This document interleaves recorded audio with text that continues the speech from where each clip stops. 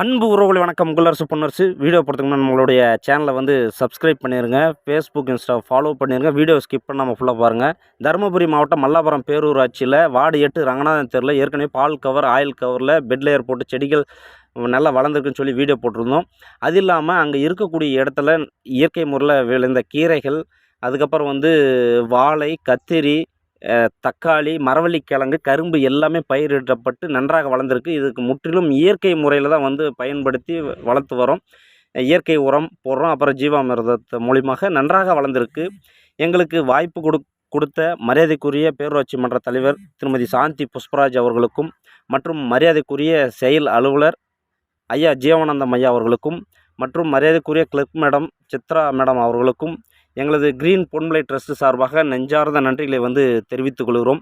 இந்த இடம் எல்லாருமே வந்து பார்த்தார்கள், நன்றாக இருக்குதுன்னு சொன்னாங்க. உங்களுக்கு பிடிச்சிருந்தால் லைக் பண்ணுங்கள். நன்றி, வணக்கம். வீடியோ ஷேர் பண்ணுங்கள்.